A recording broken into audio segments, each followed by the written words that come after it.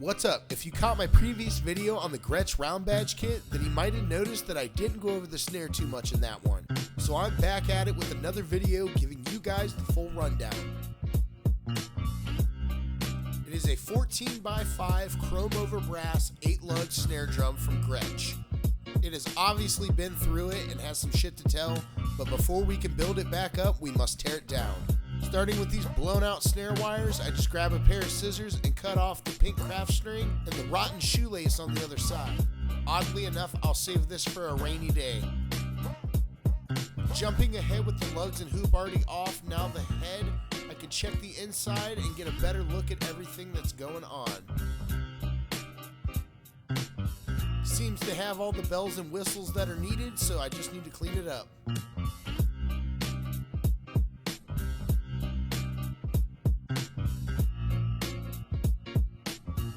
Flipping it over and speeding up the process with the drill bit drum key, also making sure that the threads are okay in the lugs. I remove the hoop with ease.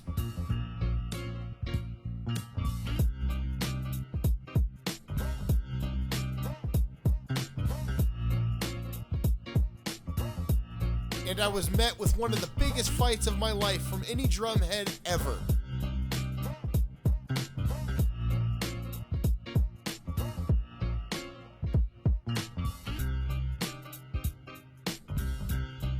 Acting in a fit of rage only to receive my instant karma from the drum gods.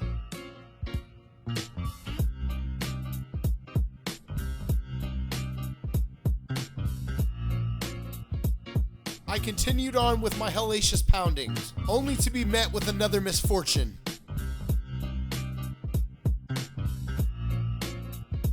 After blowing the head straight out of the collar, I decided it was time for the big guns. The deals are out there. I got this goofy little tool from a yard sale for like 10 bucks. I think it's called an oscillating saw, and it comes in handy for little things like this.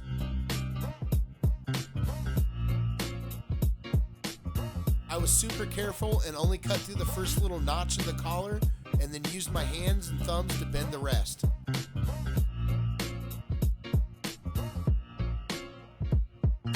Not saying that this prestigious company is at fault here for what had happened, but this is exactly why I'm a Remo guy. With that off, we can get a better look at the tag on the inside with the model and serial number. If you know how to read and date those properly, please comment below. Also here on the inside, you can see a little bit of that brass peeking through the chrome. Also the little hex heads on the inside that hold on the lugs, and I'm going to use a 5/16 nut driver to remove these.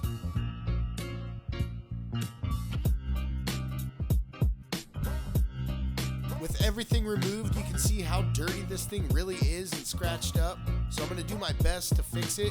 Also, when you hold it in the light the right way, you can see the dents and stuff that are in the shell. I don't have the proper tools to remove those, so I'm going to do what I can with what I have to do that here in a minute after I clean it up.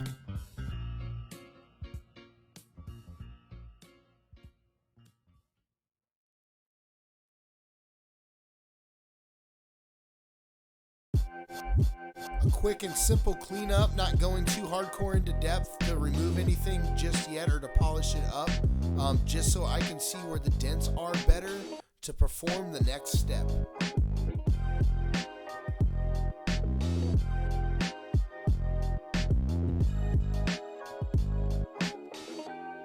Still not perfect, but you get a way better look at the dents. And this is where some people are really going to lose their shit on the process.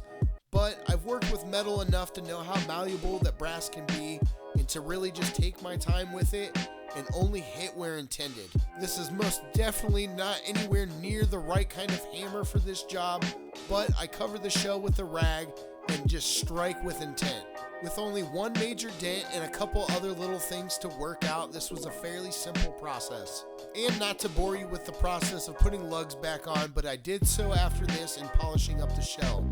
Also, what I thought was super cool is the little pin that slides inside the grooves on the breather hole where the drum key clips in. And somehow, out of all the Gretsch snares that I've accumulated over the years, I still don't have a drum key for any of them.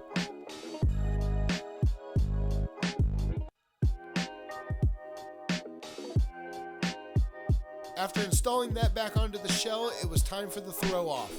I didn't find any specific model name for this throw off. I think it's just a common throw off that they made. I think the lightning throw off was in later years, but it's still an interesting design. And what goes on the other side is the strainer. This is where you fine tune the snares and how they respond to the bottom head. Then you got these little suckers that hold it all together onto the shell. Tried looking up what these are called to no avail, so if you know, you know. After that, it was just fresh heads and wires, and I was ready to go.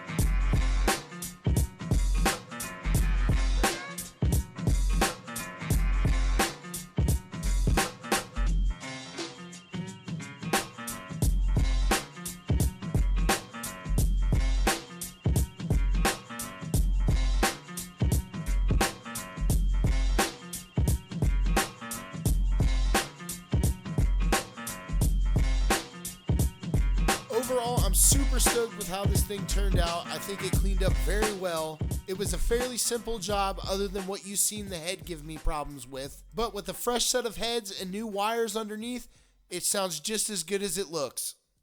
So per viewer request, here it is with the rest of the kit, accompanied by some questionable drumming.